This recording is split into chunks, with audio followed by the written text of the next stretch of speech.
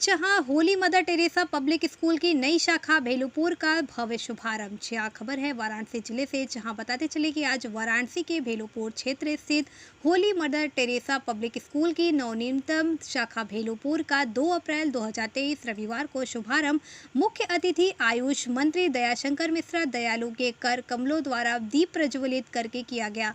मुख्य अतिथि दयालु जी का स्वागत स्कूल के प्रबंधक श्री विनोद कुमार वर्मा एवं संरक्षिका करुणा वर्मा ने किया। इस अवसर पर स्कूल के विनायका शाखा के सभी अभिभावकों और विद्यार्थियों की उपस्थिति एवं सहभागिता सराहनीय थी। कार्यक्रम का समापन स्कूल की प्रधानाचार्य सुश्री जया चौरसिया के धन्यवाद से ज्ञापन हुआ।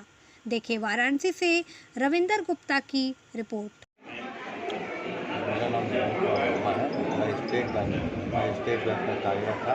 रिटायरमेंट के बाद मेरे 2 बच्चे हैं जो वेल इस्टेब्लिश्ड हैं। मुझे कोई आवश्यकता नहीं थी पेंशन से हम अपना कार्य चला सकते थे, लेकिन मैंने बचपन से देखा है कि किस तरह से बच्चे और उनके माँ बाप 2 चीज़ों से प्रभावित होते हैं, दुष्प्रभावित होते हैं। एक स्वास्थ्य का क्षेत्र, दूसरा शिक्षा का क्षेत्र। शिक्षा का क्षेत्र मैंने इसलिए चुना कि मैं शिक्षा के क्षेत्र में वहीं से मैंने शुरुआत की अपने कैरियर और बाद में अपनी आजीविका के लिए स्टेट बैंक ज्वाइन किया। तो मैंने उन बच्चों को, उन परिवार के लोगों को शिक्षित करने का बीड़ा उठाया जितना मैं कर सकता हूँ। जो चाहते तो हैं, अगर वो 2 कदम आगे चलते हैं तो हम 2 कदम और साथ मिला करके उनको आगे बढ़ाने का प्रयास करें और हमारा प्रयास ये निरंतर जारी रहेगा।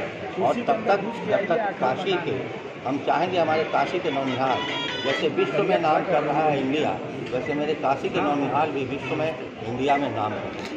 यही मेरा उद्देश्य है और इसी के लिए हम सदा कार्य करते हैं। बात की जाए तो जिस क्षेत्र में आपका विद्यालय है विनायका में, ये उसकी दूसरी शाखा है और ऐसे में आसपास के काफ़ी एरिया ऐसा है जहाँ निम्न और मध्यम वर्गीय परिवार के लोग रहते हैं। उनके बच्चों के लिए क्या सुविधाएं दे रहे हैं? उनके बच्चों के लिए मैंने एक तो सबसे पहले सब्सिडाइज फीस दे रखा है 600, 700, 800 रुपया महीना।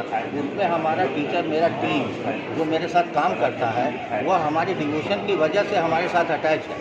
स्कूल को चलाने के लिए जिस फंड की ज़रूरत होती है, जितनी सरकार करती है, वह अपनी जगह पर पर्याप्त है और उनका प्रयास है कि हम और ज़्यादा करें बजट को लेते हुए। लेकिन साथ में समाज का भी प्रयास होना चाहिए और सामाजिक संस्थाओं का भी प्रयास होना चाहिए और उस प्रयास में हम सरकार के साथ हाथ से हाथ मिलाकर चलते हैं और हम चाहते हैं कि जो मैक्सिमम हम योगदान दे सकते हैं सामाजिक संस्था की ओर से, वो हम इस शैक्षिक संस्था का स्थापना करके देना चाहते हैं और वो हम देंगे और देते रहेंगे। संस्था के संस्थापक भाई विनोद कुमार वर्मा जी, जिनके लगातार प्रयासों से आज यह शुभ दिन आया है और मां मदर टेरेसा जिनके नाम पर इस संस्था का नाम है, शायद इस देश में सेवा की प्रतिमूर्ति, सारा देश जिनके सेवा कार्यों से प्रभावित था, सभी उसकी पूजा करते हैं। तो निश्चित ही एक आदर्श व्यक्तित्व, एक महान व्यक्तित्व का नाम अगर किसी संस्था से जोड़ा जाता है तो उसके पीछे भावना वही होती है कि बच्चों के अंदर भी वह संस्कार जन्मे, वह जाने कि वह किस संस्था में पढ़ते हैं। आज के इस कार्यक्रम में मंच पर उपस्थित मेरे साथ मेरे बड़े भाई अशोक मिश्रा जी, विनोद भारद्वाज जी पार्षद, भाई संजय जायसवाल जी, सुधीर पाल जी मेरे मित्र, और वर्मा जी, भाई अतुल मालवी जी के, मोहन तिवारी जी के, भाई देवेंद्र सिंह जी के। इन्हीं जो ये त्रिमूर्ति है उन्हीं के बहुत मित्र हैं, बहुत अजीज हैं।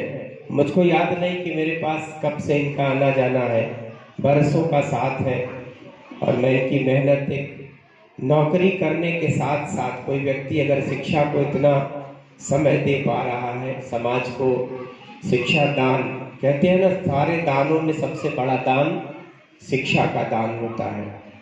आज ये भाई पवन मौर्य जी, निर्मल सिंह जी और इनकी जो मैडम है जिनका सहयोग इनको बराबर मिलता है, डायरेक्टर मैडम संतोष झा जी, भाई ओम प्रकाश चौरसिया जी, गोपाल गुप्ता जी, सभागार में उपस्थित जितने भी बच्चे बच्चियां हैं, उनके माता पिता हैं, शिक्षक बंधु जो विद्यालय परिवार के शिक्षक परिवार है, शिक्षिकाएं बहनें, सबको प्रणाम करता हूँ। भाग्य है कि आपने माँ सरस्वती के इस मंदिर में मैं भी उन्हीं का उपासक हूँ। कारण यह है कि एक इंटरमीडिएट कॉलेज का शिक्षक प्रिंसिपल होने के नाते हवा बहती है। ममता की मूर्ति भी कहा जाता है। आज के समय में लगता है कि कोई ममता की मूर्ति पैदा हुई। देखिए, ये इस विद्यालय के अधिष्ठाता भाई विनोद कुमार वर्मा जी की पत्नी, इन दोनों लोगों ने मिलकर ये शिक्षा का इनको बहुत अनुभव, ये लगातार दिनों से विद्यालय चलाते रहे।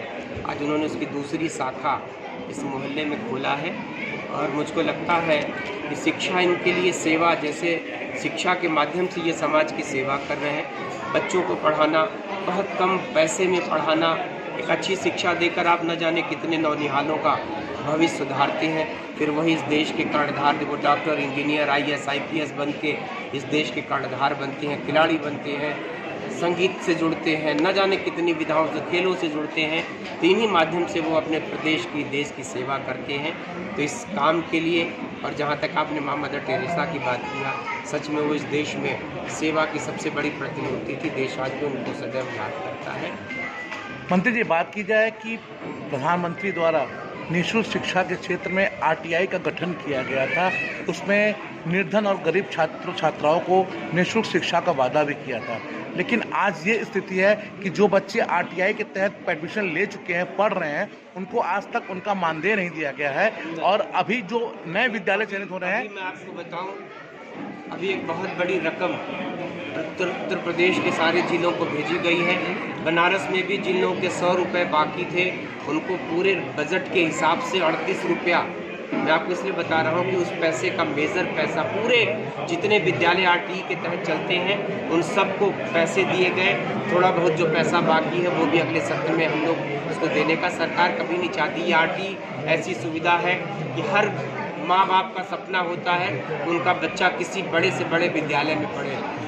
और बड़े विद्यालय, जो बड़े कारपोरेट घरानों के विद्यालय हैं, चाहे बहुत महंगे इनको जिनको आप कहते हैं, उनको भी 25% गरीब बच्चों के लिए निःशुल्क पढ़ाने का यह जो नियम है, जिनको आप RTI कहते हैं, इस सुविधा का लाभ समाज में मिल रहा है। और ये कभी थोड़ा, आपने कहा ना, बजट को लेकर प्रभावित हुआ था, लेकिन बजट दे दिया गया। जो थोड़ा बहुत बजट बाकी है फिर से अगले सत्र में दे दिया जाए। वर्तमान में कुछ शिकायतें आई हैं, जैसे कि RTI के लेके कुछ विद्यालयों द्वारा पैसे की डिमांड की जा रही है। ऐसे में क्या सरकार एक्शन लेगी? नहीं, अगर ऐसा कोई करता है तो उसके खिलाफ कार्रवाई होगी।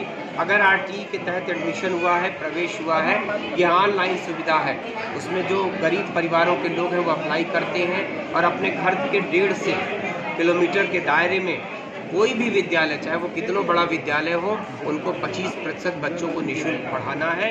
और उसमें जो लोग, जो भी विद्यालय